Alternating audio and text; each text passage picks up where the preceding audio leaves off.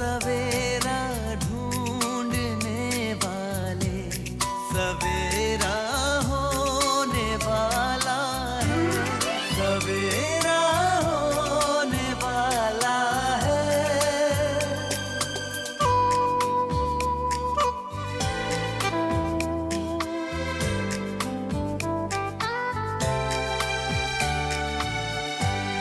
खुशी छलकाएंगी किरणें, खुशी बरसाएंगी किरणें, तेरे गम की सियाही को उजाला धोने वाला है, सवेरा होने वाला है, सवेरा।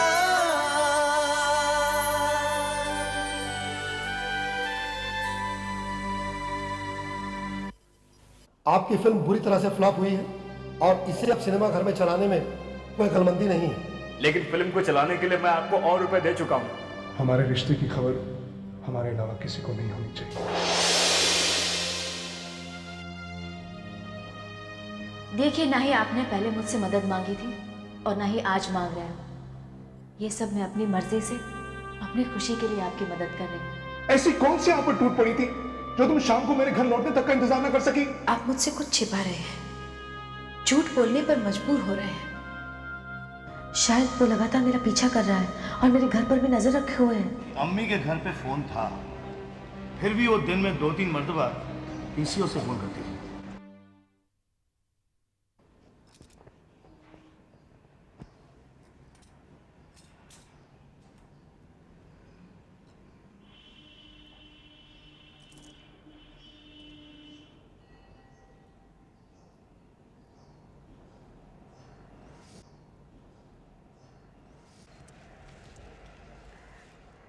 अब्बू, अरे शबाना बेटी तू, आओ बेटी आओ आओ आओ। कैसे हैं आप अब्बू? मैं तो बिल्कुल दुरुस्त हूँ, एकदम जवान आदमी की तरह तंदुरुस्त हूँ और 100 मील पर चलने वाली गाड़ी की तरह दुरुस्त हूँ। शाहीन कहाँ है? वो कॉलेज गई है, आज उसके इम्तिहान का आखिरी पर्चा था ना वो।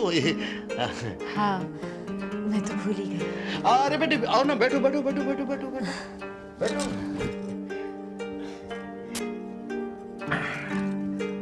बात है बेटी, अपने आने की तला तूने आज टेलीफोन पे भी नहीं दी।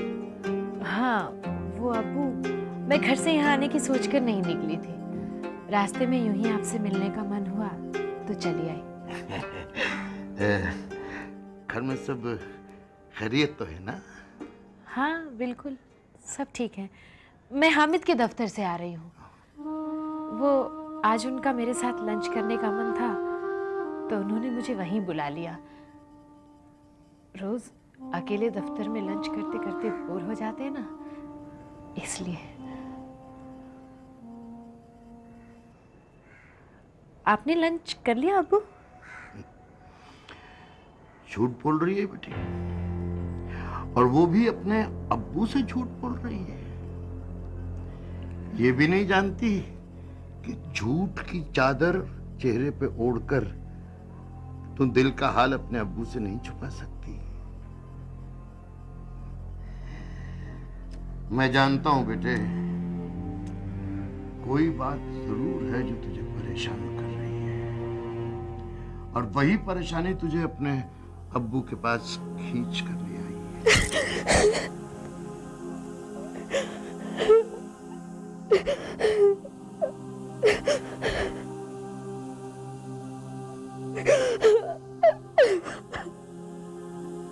देख बेटी,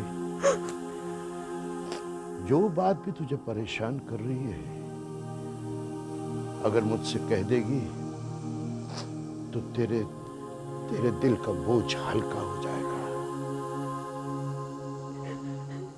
पता बेटी, हामिद से झगड़ा हुआ है या उसकी अम्मी से?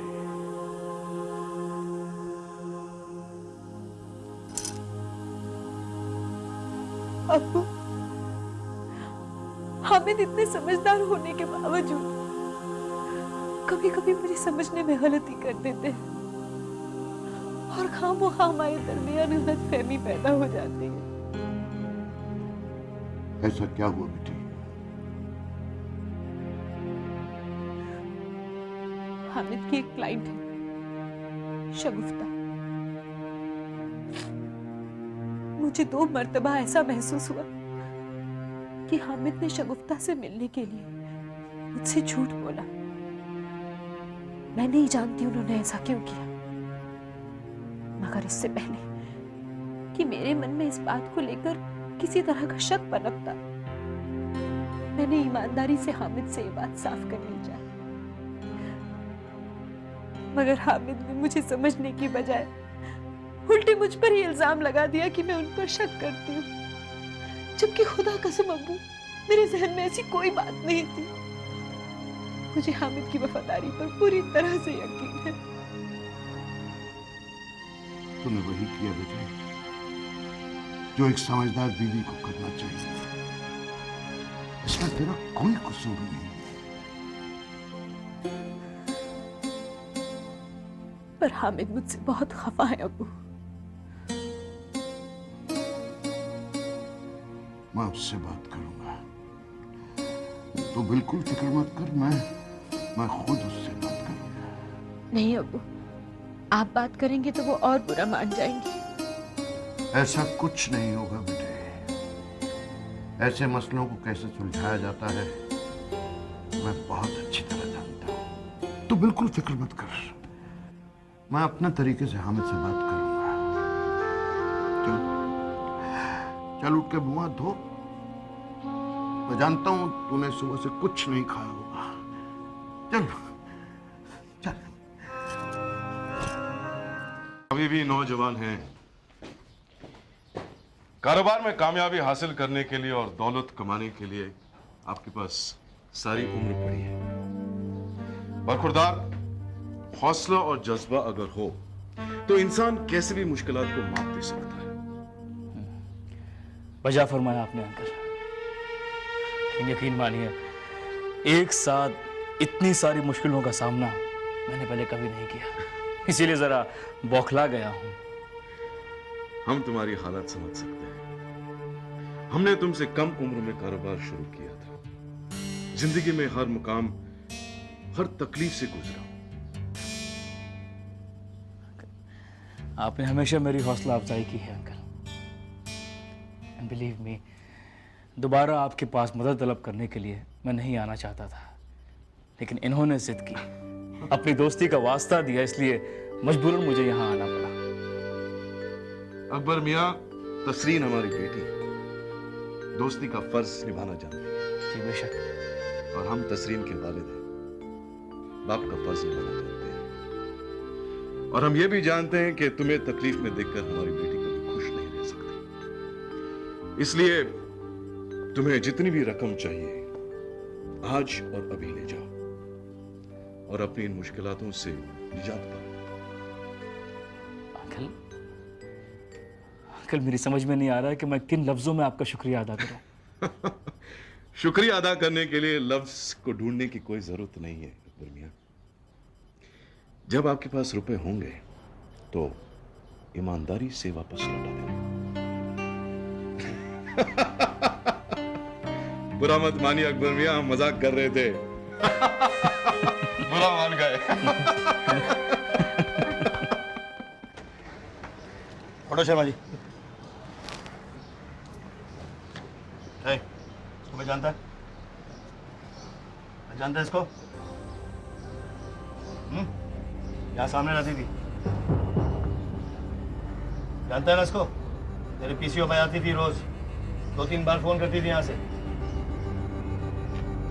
देख, ये बता किस किस से बात करती थी, कितनी बार यहाँ से फोन करती थी? और तूने तो बहुत बार इसकी बातें भी सुनी होगी फोन पे। इसका मर्डर हुआ है, इसकी छानबीन कर रहे हैं हम लोग। तेरी कोई भी जानकारी हमें काम आ सकती है, समझे ना? इसमें कॉपरेट करो। बोलो। और तू बोलता क्यों नहीं है? अब से बोले जा रहा हूँ, जवाब नहीं दे रहा है।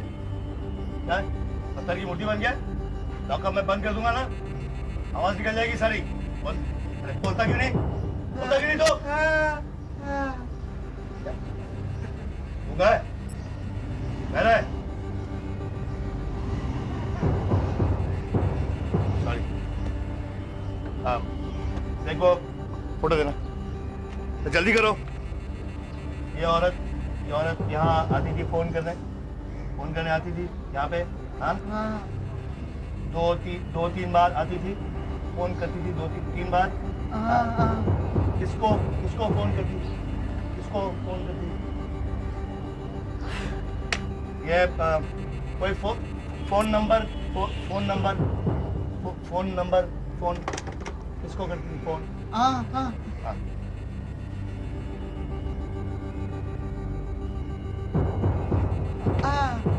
लिख के दो।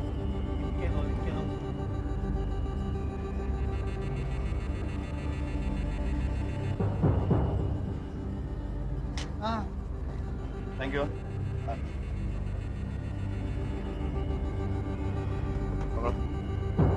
पकड़ो।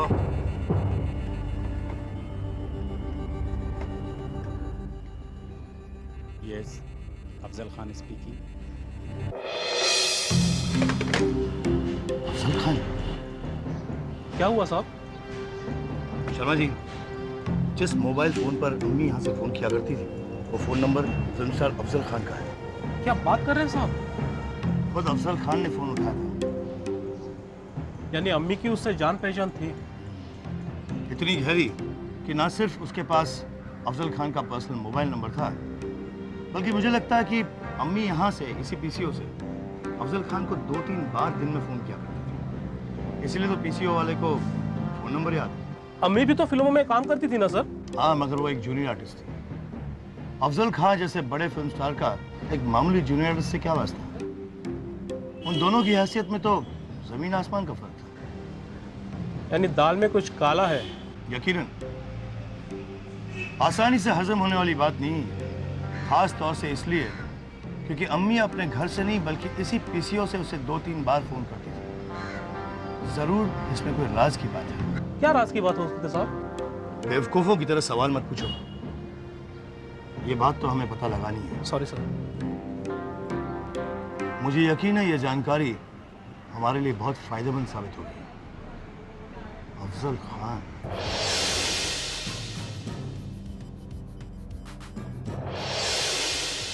तो उसी पीसीओ का नंबर है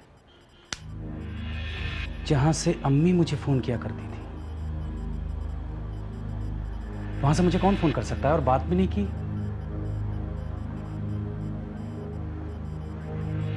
महबूब ने तो नहीं किया।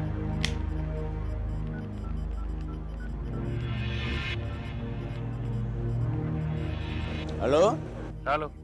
हाँ हुजूर, बोलिए क्या हुक्म है अब्दुल साहब? महबूब, तुमने मुझे पीसीओ से मोबाइल पर फोन किया था? मैंने फोन किया था? नहीं, मैंने तो नहीं किया था। क्यों, क्या हुआ? अभी मेरे मोबाइल पर उसी पीसीओ से फोन आया था जहां से मुझे अम्मी फोन किया करती थी। अम्मी के घर के नजदीक वाला। मैंने तो नहीं किया, लेकिन जिसने किया उसने बात तो की होगी ना? अगर बात की होती तो क्या मैं आपको जहमत देता? बढ़िया फरमा रहे हैं हुजूर। मुझे वहां से कौन फोन कर सकता है? हाँ मालूम हुजूर कौन। अरे लेकिन आपके चाहने वालों की कमी थोड़ी ना है हुजूर। अरे कोई आपकी आवाज सुनना चाहता होगा। Shut up.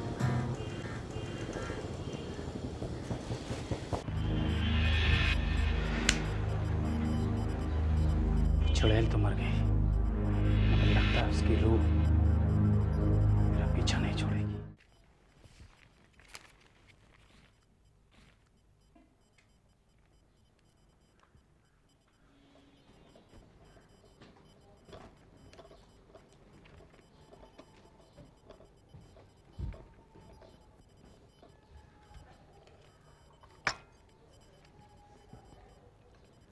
चाय?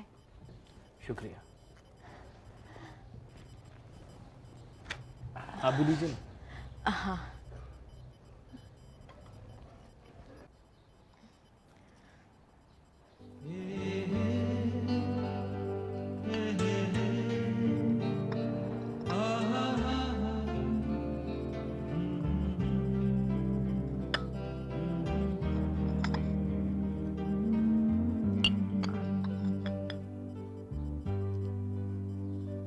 ए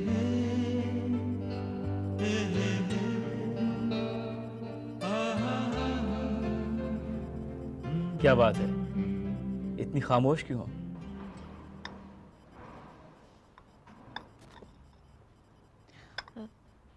मैं कुछ कहना चाहती हूँ, मगर अल्फाज नहीं मिल रहे हैं। कैसे कहूँ, कहाँ से शुरू करूँ, कुछ समझ में नहीं आ रहा। जरा हम भी तो सुने, इतनी मुश्किल कौन सी बात है? अगर अल्फाज मिल जाए तो सारी मुश्किल आसान ना हो जाए। अच्छा, यानी वाकई बहुत बड़ी मुश्किल है।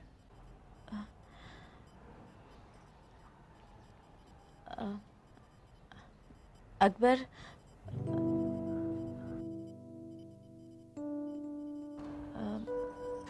मैं आपसे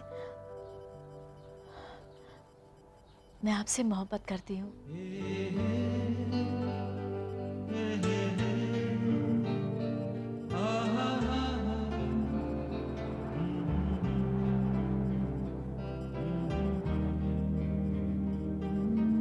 मैं आपसे बेइंतहा मोहब्बत करती हूँ।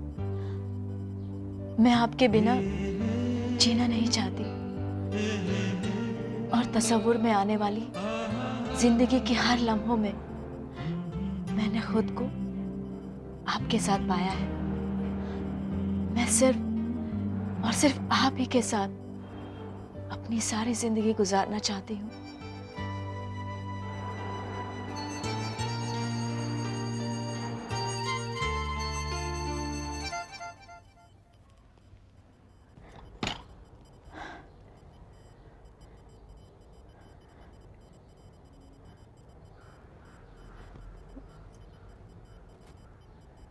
आप कुछ कहेंगे नहीं?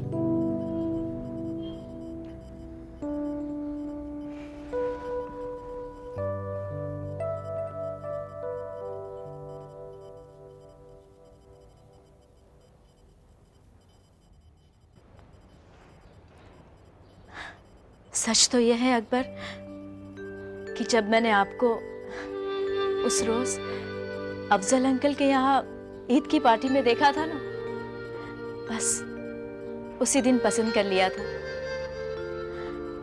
मैंने आपसे दोस्ती की सिर्फ अपनी मोहब्बत का इजहार करने के लिए और आपके करीब आने के लिए। इतने दिन इंतजार किया पर आज रहा ना गया।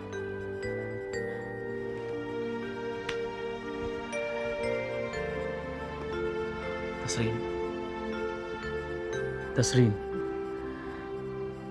मैं तुम्हारे जज्बे की कदर करता हूँ तसरीन। तुम्हारी दोस्ती को मैं अपनी खुशनसीबी समझता हूँ, मगर क्या? देखो तसरीन, मेरा ख्याल है कि अपनी जिंदगी का इतना अहम फैसला तुम्हें जल्दबाजी में नहीं करना चाहिए। अभी हमें एक दूसरे को और समझने की, एक दूसरे के साथ और वक्त गुजारने की जरूरत है।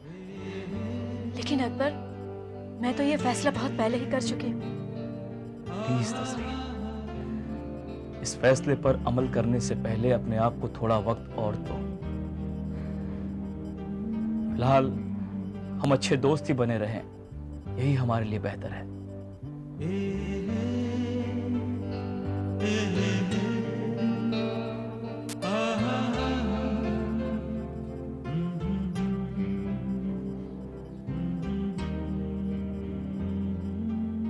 प्लीज तसरीन, इस रिश्ते को दोस्ती की हदों में ही रहने दो।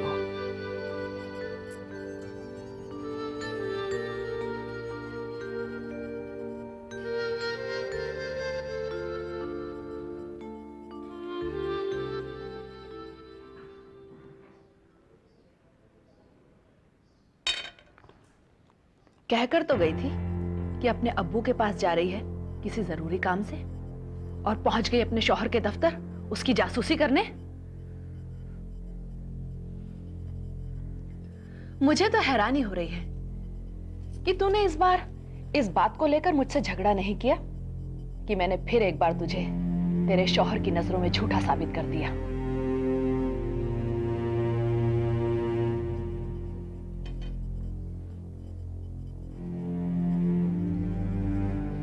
अम्मी जान, मैं बहुत पहले इस नतीजे पर पहुंच चुकी हूं कि आपसे किसी भी तरह की बहस या झगड़ा करना फिजूल है, और मैं फिजूल की चीजों में अपना वक्त जाया करना मुनासिब नहीं समझती। आपकी हर हरकत पर सवाल जवाब कर सकती हूँ, मगर मैंने अपने शौहर से वादा किया है कि मैं आपसे कभी झगड़ा नहीं करूंगी।